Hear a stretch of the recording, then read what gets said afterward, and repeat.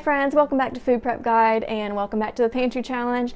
I need to bake some bread today and I thought that was appropriate for a Pantry Challenge, so I thought I'd bring you along. Now there are a bajillion and one bread recipes out there, so let me tell you about my criteria for why I chose this recipe and you can decide if it would be a good one for you.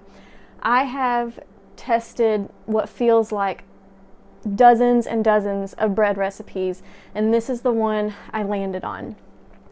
So I want bread that is sturdy enough for sandwich bread and toast. A lot of the bread recipes that I tried, as soon as I tried to cut the slices, they just crumbled and fell apart. Or they might cut nice, but then once you put toppings on it for a sandwich, it wouldn't hold up to a sandwich. So that was my first criteria for this recipe.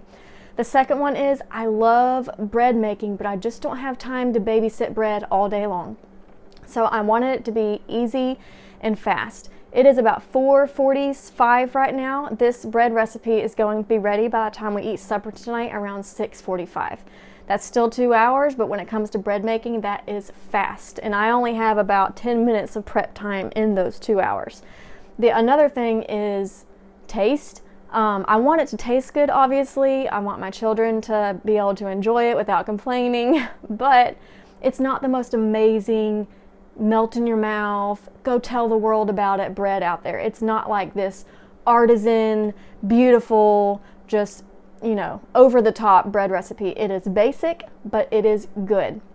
And the reason why I didn't have super high standards for this awesome, amazing taste is because I want it to be basic, dirt cheap pantry ingredients. And often with those fancier breads that really taste a whole lot better, they need milk, they need butter, they need honey, stuff like that. And I just want basic, flour, salt, yeast, that kind of thing. So this recipe meets all those criteria. If that's something you've been looking for, here we go. Okay, 5 1/4 cups of flour. This makes 2 loaves, by the way. 2 loaves of bread we'll get out of this recipe. And just in case there's anyone out there that's new to bread making, you always want to keep plenty of flour on hand because you're probably going to have to add more in the next step. Okay, 4 tablespoons of sugar.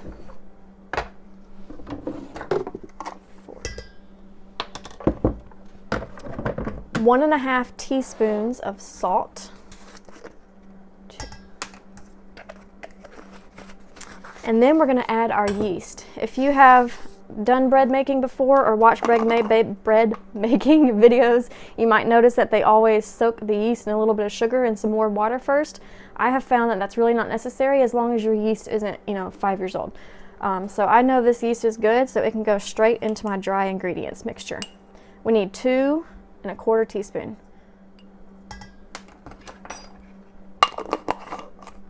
We're going to whisk all these dry ingredients together.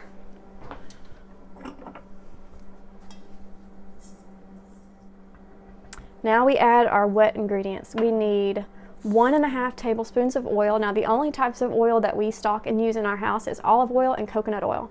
I've done this with olive oil and it's fine, but coconut oil is a lot better. It's winter time now, so that means my coconut oil is solidified. So I just put out a little bit in a bowl and set it in a warm spot to get ready to liquefy for this recipe. We need let me make sure I'm right, 1.5 tablespoons. Next, we need 2 1/4 cup warm water, just in case you're new to bread making. You need warm water that is body temperature, and you test it the same way you would a baby's bottle. You're going to warm up your water, and you're going to drop some on your wrist, and if you can barely feel it, it's ready. So you don't want it to be cool, and you don't want it to be hot. You just want it to be barely warm, barely be able to feel it on your skin. So I'm going to go get that water real quick. 2 1/4 cup. Okay, I've got my water just the right temperature. Pour that in. And I'm going to switch to a spatula at this point and just start mixing it together. There I go, making a big mess again. Well. Okay, I'm going to go ahead and get in there with my fingers. Just start mixing it up with my fingers. You're just mixing until there's no more loose flour. See how there's lots of loose flour down here? So I'm just mixing it until that loose flour is incorporated. Okay, so I've mixed as much as I can. You see I have some extra flour in here that has some doughy bits on it. So we need to flour our surface. So I'm going to use what's left of this to flour the surface. Plop that down there, and then I'm going to spray my hands with just a little bit of olive oil so that all of this stickiness doesn't happen too much.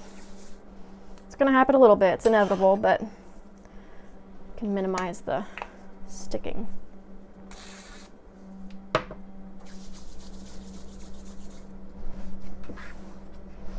At this point, I'm going to start kneading, and I'm going to continue kneading until all of this flour is combined. And I can already feel that this isn't going to be enough water. So bread can be really impacted by the environment at the moment that you're baking it. It's not raining here. It hasn't rained in several days. So there could be really, not a lot of moisture in the environment. It could be this flour. It can just be all sorts of things. So I am going to continue kneading, but I think I'm going to need to add a little bit more water in just a minute.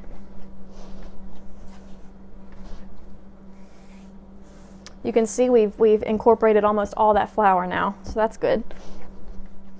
People knead all different sorts of ways.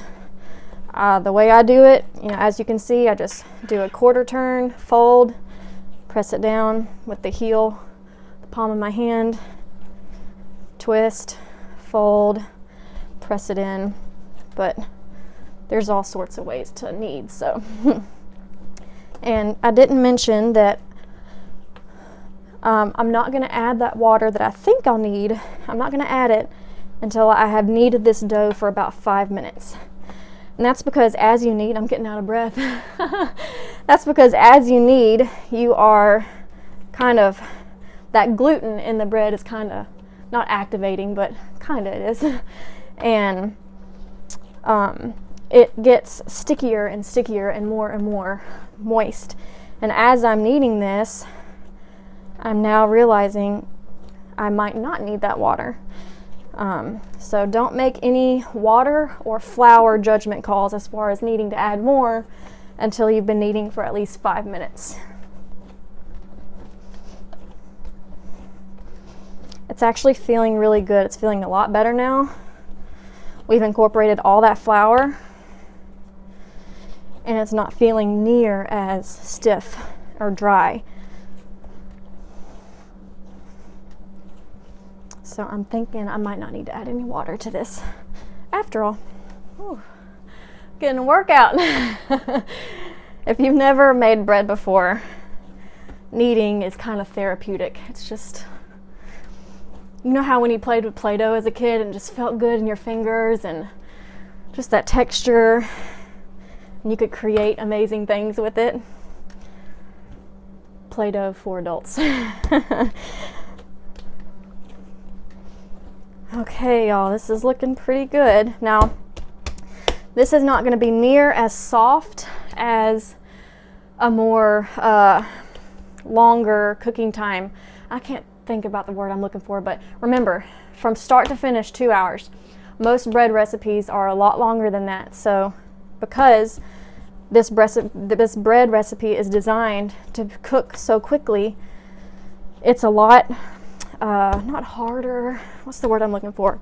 It's just not as baby soft. A lot of bread recipes, your dough will, it'll feel like a marshmallow, just nice and soft. And this isn't too far away from that texture. You can see we've gotten a lot softer. But anyway, I just don't want to any experienced bread makers out there to try this recipe and be like, man, this dough is so thick and hard. That's why. Okay, at this point I'm going to cut it into 2 loaves, cut it into 2 sections as evenly as possible. Now I'm going to spray 2 loaf pans. And at this point, we're just going to kind of shape it into a little loaf.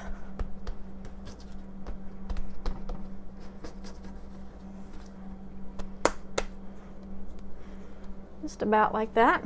Place it in here.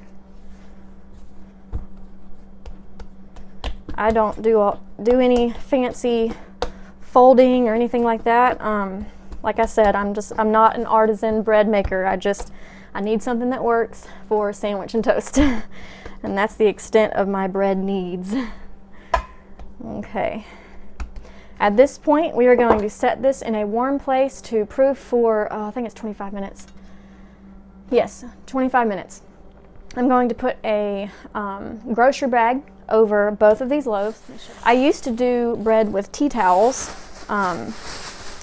but then I found someone doing it with a bread bag and switched to that, and it seems like it rises so much better.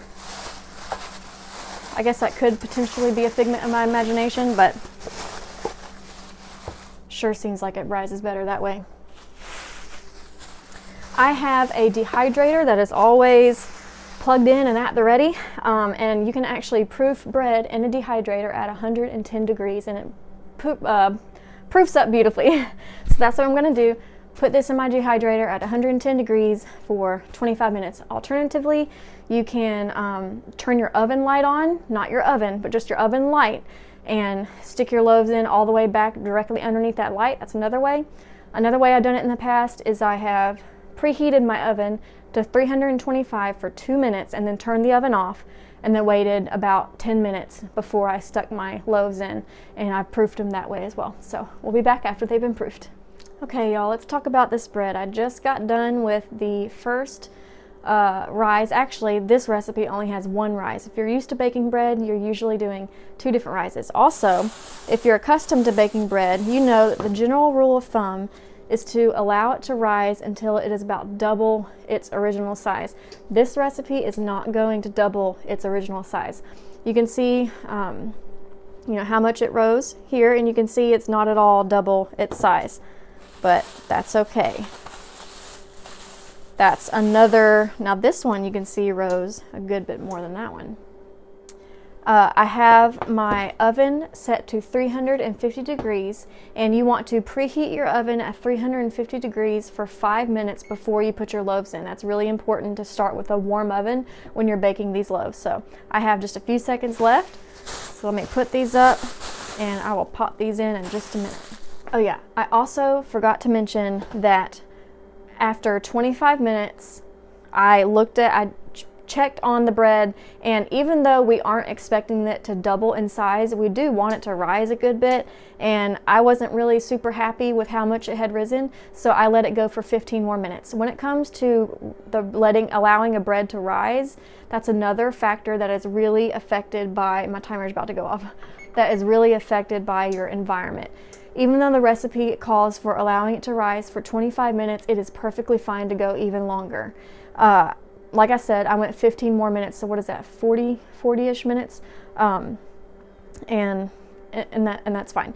So, okay, I'm going to pop these in so we're gonna pop it in an oven at 350 degrees, allowing it to preheat for 5 minutes, and then we're going to let it bake for 20 minutes. After 20 minutes, we will take these loaves out, take a stick of butter, and just rub the tops of the bread. Put it back in the oven for 5 minutes. This is just going to give it a nice golden top, and it's going to give it more of that store-bought look of a flaky, slightly browned crust on top. So I will be back when this bread is done and show you what the finished product looks like. Okay, they're out, and I just survived the hardest part of bread making, and that is waiting until it cools before cutting into it. It's so tempting, but it makes it a lot harder if you don't wait till it cools. Here's our bread. Nice and spongy. Not a whole lot of air holes. It's not the tallest loaf, as you can tell, but it is perfectly satisfactory, at least in my book, for bread and toast.